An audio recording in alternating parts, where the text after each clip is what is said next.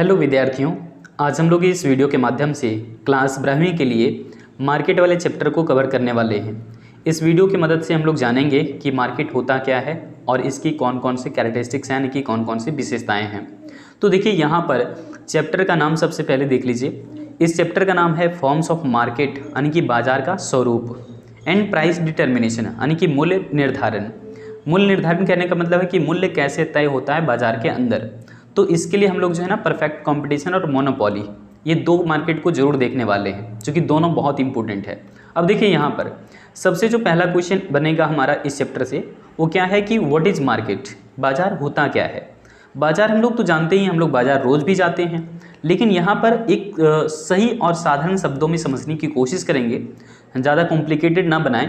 तो सीधे सीधे शब्दों में हम कहें कि मार्केट का मतलब क्या है। Market refers to a specific place, एक ऐसा जगह जहाँ पर गुड्स एंड सर्विसेज क्या हो जाती है, सेल और परचेज किया जाता है, बेचा और खरीदा जाता है, सीधी बात है।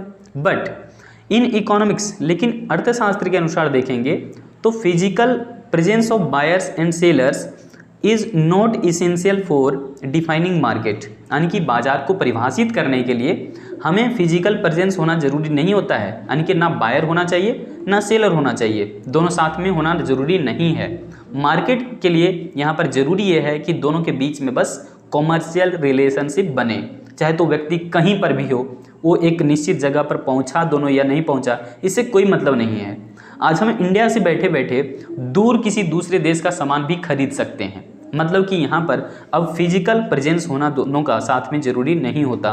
ठीक है, अभी का टाइम जो है चूँकि बहुत तेज़ी से बदल रहा है, और ऐसे सिचुएशन में हम लोग जानते हैं कि घर बैठे जो है अपनी चीज़ों को खरीद सकते हैं या बेच सकते हैं। मतलब कि यहाँ पर देखिए, इन अदर वर्ड्स, हमने दूसरे शब्दों में क्या लिखा है कि market refers to the whole region, उस पूरे क्षेत्र के बारे में बताता है market, where buyers and sellers of a commodity are in contact, जहाँ पर क्रेता और विक्रेता एक दूसरे के संपर्क में बने हुए होते हैं, एक दूसरे के नज़दीकी कांटेक्ट में बने हुए हैं, और ये एक दूसरे को अफेक्ट करते हैं। किस लिए?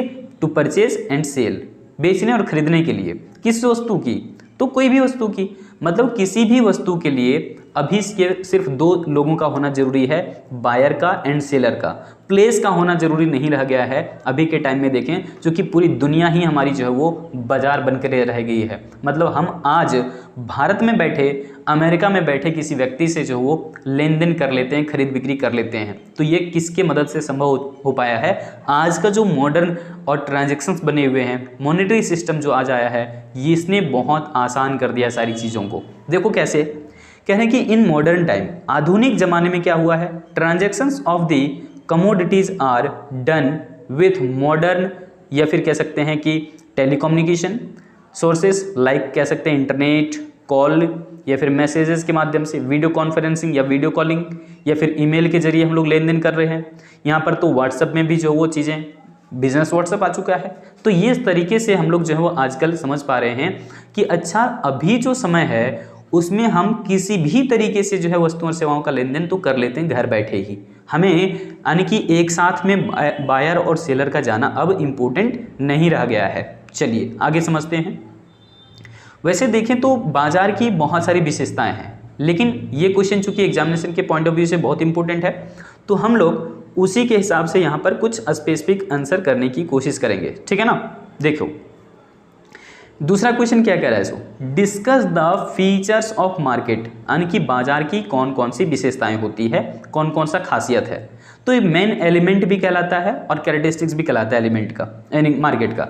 यहाँ पर देखो, सबसे पहले एक एरिया का होना जरूरी होता है। ये पहले के अनुसार, हालांकि अभी जो है फिजिकल एरिया होना जरूरी नहीं है, बस सिर्फ एक इस दुनिया के अंदर में होना चाहिए, लेन देन आसानी से हो जाता है। ठीक है ना। यहाँ पर एरिया का मतलब फिजिकल एरिया नहीं है, आगे डिस्कस कर देंगे हम।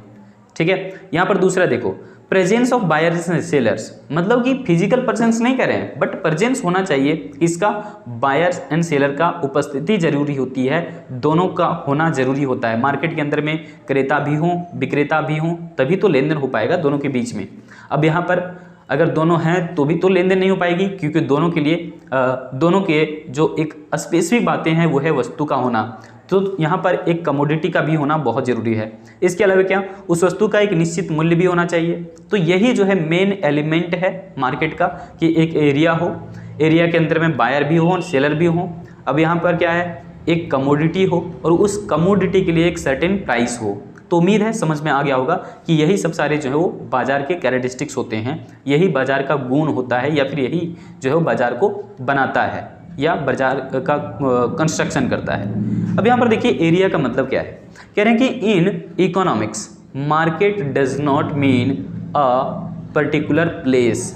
अर्थशास्त्र में हम लोग सीधे तौर पर कहें तो यहाँ पर बाजार का मतलब कोई एक पर्टिकुलर प्लेस या कोई खास जगह से कोई मतलब नहीं है बाजार होने के लिए। कह रहे हैं कि बट इट मीन्स, इसका मतलब क्या है, बाजार का मतलब क्या है भाई, the whole of that area, उस पूरे संपूर्ण क्षेत्र के बारे में हम कह रहे हैं, इन विच, जिसमें कि buyers and sellers contact each other to sell and purchase of a commodity. यानी कि किसी वस्तु या सर्विस को खरीद बिक्री करने के लिए अगर दो बायर एंड सेलर कहीं ना कहीं है इस दुनिया के अंदर में, तो दोनों का फिजिकली साथ में प्रेजेंस होना जरूरी नहीं है, सिर्फ बायर एंड सेलर होना तो चाहिए इस पूरी दुनिया के अंदर में। दोनों एक साथ में रहे ना रहे उससे कोई फर्क नहीं पड़ता, क्योंकि हम लोग जो आजकल फ्लिपकार्ट के माध्यम से, अमेजन के माध्यम से चीज़ें खरीद रहे हैं, वो हकीकत में फ्लिपकार्ट सेलर थोड़े ना है। फ्लिपकार्ट सिर्फ क्या करता है, एक सर्विस देता है आपको, स्टोर अवेलेबल करवाता है कि हमारे पास सारे स्टोर अवेलेबल है, हमारे पास सारे प्रोडक्ट हैं। दरअसल उनके जो प्रोड्यूसर होते हैं वो पूरी मार्केट में, पूरी दुनिया में फैले रहते हैं, समझ पा रहे हैं। और फ्लिपकार्ट या अमेजन क्या करता है, उन प्रोडक्ट को कंज्यूमर तक पहुंचाने की जिम्मेवारी लेता है। समझ पाए होंगे। देखिए यहाँ पे अगला क्या है, अगला है presence of both buyers and sellers, मतलब कि यहाँ पर क्रेता और विक्रेता दोनों का होना जरूरी होता है। बायर का मतलब खरीदने वाला एंड सेलर का मतलब बेचने वाला, तो दोनों होना चाहिए यहाँ पर। वेरी इसेंशियल, बहुत महत्वपूर्ण है, बहुत जरूरी है, किसके लिए, मार्केट के लिए। वी कैन नॉट इमेजिन, हम तो ऐसा अनुभव भी नहीं कर सकते, हम तो कल्पना भी नहीं कर सकते, द एग्जिस्टेंस ऑफ मार्केट, एक बाजार की कल्पना तब तक की जा सकती है, बताइए, एक बाजार की कल्पना या फिर इमेजिन कब तक कर सकते हैं, जब तक वहाँ पर बायर्स एंड सेलर का जिक्र हो। तो यहाँ पर बायर एंड सेलर का होना बहुत जरूरी है, very essential for a market, बहुत जरूरी है ना। वी कैन नॉट इमेजिन, हम कल्पना भी नहीं कर सकते, the existence of market without किसके, विदाउट एनी वन। अगर दोनों में से कोई एक गायब है दोनों में से कोई एक गायब है तो मार्केट नहीं बनेगा। जैसे कि गाँव में देखते होंगे कि भौंपू भौंपू करते हुए सेलर पहुंच जाते हैं, जो बेचने वाले व्यापारी होते हैं या जो भी विक्रेता होते हैं गांव में पहुंच गए, है ना, बर्फ लेकर के, कुल्फी आइसक्रीम लेकर के, बात समझिए। और वो लोग आवाज़ देते किसको हैं, भौंपू भौंपू करके सेलर को आवाज़ देते हैं, ताकि एक मार्केट बने, दोनों मिलकर के मार्केट का कंस्ट्रक्शन करे। हालांकि फिजिकल प्रेजेंस गांव में वहाँ पर होते हैं, दैट मीन्स कि सेलर जा रहा है तो बायर भी उतर के आता है, कहीं ना कहीं घर से या अपने छत से नीचे उतरता है, तो यहाँ पर बायर एंड सेलर दोनों मिल जाते हैं, ठीक है, फिजिकल प्रेजेंस हो जाता है। लेकिन अभी के टाइम में दोनों का फिजिकल प्रेजेंस होना जरूरी नहीं है, सिर्फ इस दुनिया के अंदर में कहीं ना कहीं बायर एंड सेलर का होना जरूरी है, दोनों का सामने होना जरूरी नहीं है। तो यही कह रहा है कि we can not imagine the existence of market, हम बाजार की कल्पना नहीं कर सकते विदाउट एनी वन, किसी एक के बिना, है ना। और बोथ ऑफ देम, दोनों फरार हो गया, दोनों है ही नहीं मार्केट में, तो फिर मार्केट रहा कहाँ। तो इसका मतलब कि बायर एंड सेलर दोनों होना चाहिए इस दुनिया के अंदर कहीं ना कहीं, इन दोनों के बिना हम मार्केट की कल्पना नहीं कर सकते। और फिर क्या होना चाहिए यहाँ पर, एक कमोडिटी, एक वस्तु का होना बहुत जरूरी है। कह रहे हैं कि in economics market is not related to many commodities but to only one commodity.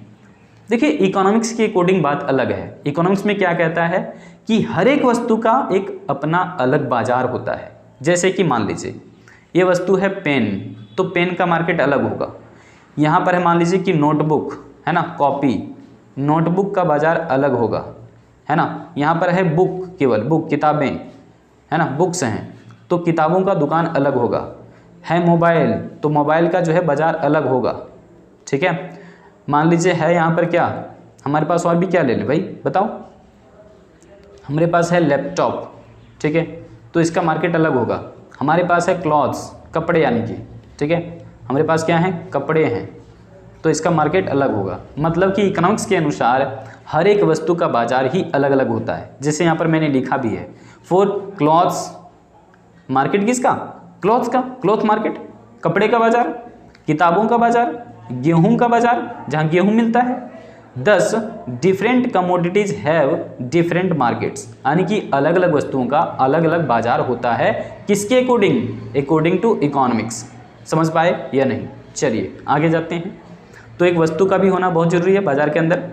अब हम लोग जाते हैं अगले पड़ाव पर। यहाँ पर देखो, अब वस्तु है तो उसका दाम भी तो होना चाहिए, तो इसलिए कह रहा है कि one price of the commodity, यानी कि the price of a commodity should be the same in whole of the market.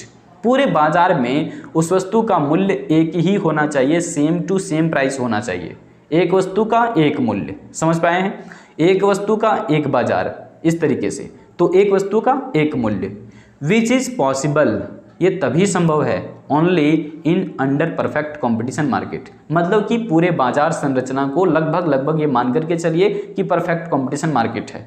ये माइक्रो इकोनॉमिक्स का मेन एजम्पशंस बन चुका है आजकल, ठीक है? आप समझे तो मतलब कि यहाँ पर देखिए, the price of a commodity should be the same, समान होना चाहिए पूरे बाजार में उस वस्तु का कीमत, है ना? विच इज पॉसिबल, जो कि संभव है कहाँ पर, only in perfect competitive market, यानी कि कहाँ पर जरूरी है ये चीज़ें, तो परफेक्ट कंपटीशन मार्केट के अंदर में हर एक वस्तु का कीमत सेम टू सेम होता है। क्यों होता है बताएंगे आपको अगली वीडियो में ही, जब हम लोग परफेक्ट कंपटीशन मार्केट पर चर्चा डिटेल में करेंगे। आइए आगे देखते हैं।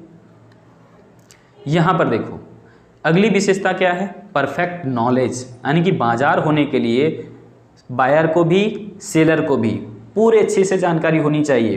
कौन सा सामान कहाँ बिकना है, कितने पर बिकना है, ये सब सारा मालूम होना चाहिए। तो कह रहे हैं परफेक्ट नॉलेज, यानी कि पूर्ण ज्ञान। कह रहे हैं कि buyers and sellers should have perfect knowledge of the market, बाजार का पूरा ज्ञान होना चाहिए बायर एंड सेलर को। For example, they should have perfect knowledge of the markets demand and supply.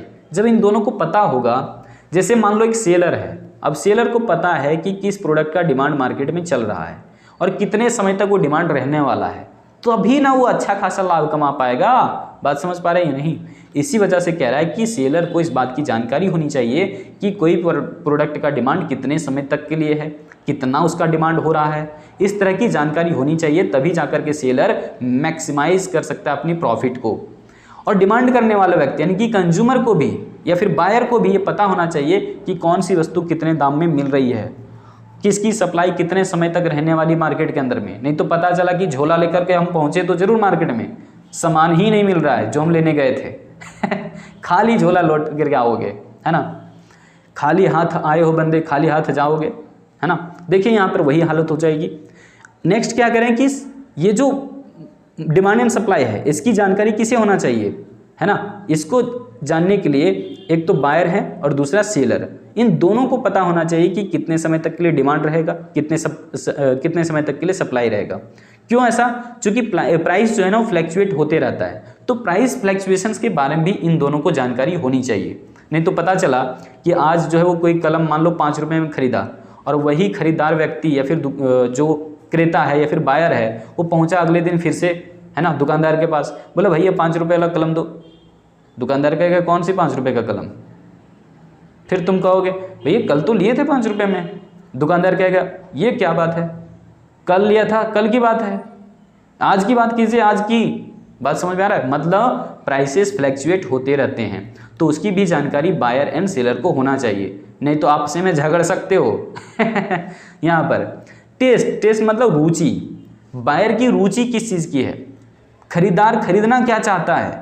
अगर जो चीज़ें बायर चाहता है अगर वो चीज़ ना मिले उसे, तो इसका मतलब संतुष्टि बिल्कुल भी नहीं होगा इसको, और फिर जो है अगली बार वो प्रोडक्ट की डिमांड घटा देगा, ऑटोमेटिक दूसरी चीज़ें ढूंढने लगेगा सब्स्टिट्यूट के तौर पर। एंड क्या कह रहे हैं, फैशन ऑफ द कंज्यूमर्स, उपभोक्ता का जो है ना फैशन कैसा है, किस वस्तु के प्रति कंज्यूमर का रुझान ज़्यादा बढ़ गया है। अगर वैसे ही डिमांड होगी, मतलब वैसे ही जो है वो प्रोडक्ट को भेजा जाएगा मार्केट में फिर सप्लाई के लिए, तब फिर आपका वो प्रोडक्ट बिक पाएगा। मतलब कि यहाँ पर फैशन को जानना भी जरूरी है। पता चला कि लोग जो हैं कटे फटे जीन्स पहनते हैं आजकल, है ना, और आप लेकर के आ गए हैं, नहीं बहुत भयानक सा जीन्स है, फटेगा नहीं बाबू, नहीं फटेगा तो बाबू जाओ, तुम्हारा सामान भी नहीं बिकेगा मतलब क्या कि कंज्यूमर चाह रहा है कि कटा फटा जीन्स खरीदें और तुम उसको दिए जा रहे हो कि बाबू फटेगा नहीं जीन्स, ये वाला खरीदो, बढ़िया दाम में दे रहे हैं तुमको, लेकिन तुम क्या कह रहे हो, नहीं अंकल हमको दिखाइए ना फटा वाला जीन्स, अभी जो नया वाला आया है कटिंग स्टाइल्स में वो वाला दिखाइए, तब हम परचेज करेंगे।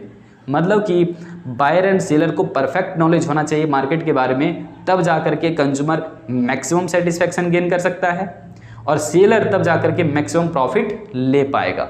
उम्मीद है कि इस वीडियो के अंदर में बताए गए कंटेंट को आप अच्छे से समझ पाए हैं। चलिए मिलते हैं फिर से हम अगली किसी वीडियो अपडेट के साथ और इसी वीडियो सीरीज को हम आगे बढ़ाएंगे। इस चैप्टर को कंप्लीट हम 3 या 4 वीडियो के अंदर में कर पाएंगे, ठीक है, क्योंकि अच्छा चैप्टर है और बहुत ही बेहतरीन चैप्टर है। सारी चीज़ें आपको बहुत अच्छे से समझ में आ जाएगा।